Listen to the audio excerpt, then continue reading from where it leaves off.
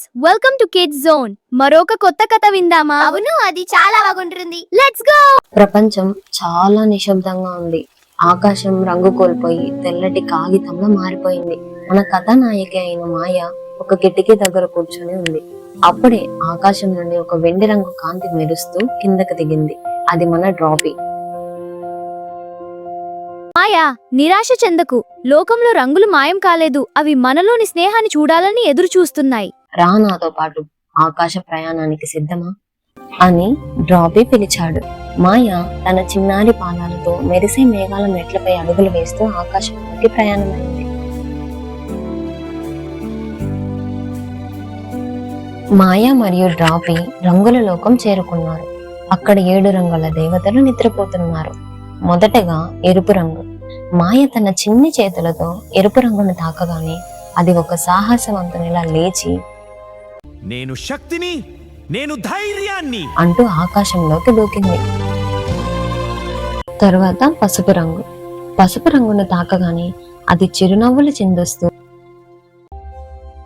నేను ఆనందాన్ని, నేను వెలుగును అంటూ మెరిసిపోయింది.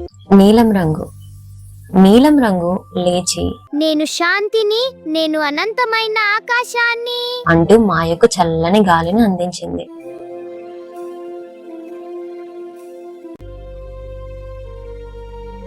ఒక్కొక్క రంగు మేల్కొంటుంటే ఆకాశం ఒక అద్భుతమైన కాంతి క్షేత్రంగా మారుతుంది.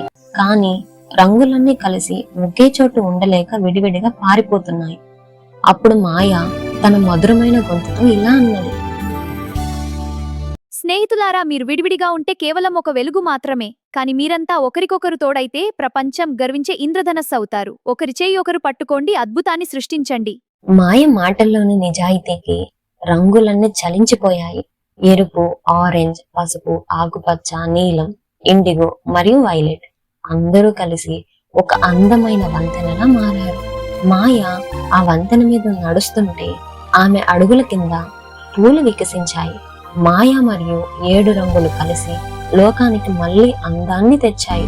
పిల్లలందరూ ఆకాశం వైపు చూసి ఆశ్చర్యపోయారు. తల్లిదండ్రులు ఆ ఆనందాన్ని చూసి మురిసిపోయారు.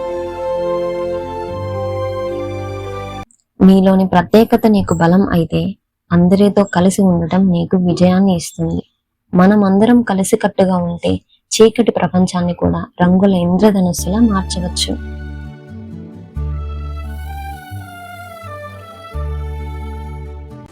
మా ఛానల్ని లైక్ చేయండి, షేర్ చేయండి, కామెంట్ చేయండి మరియు సబ్స్క్రైబ్ చేయండి.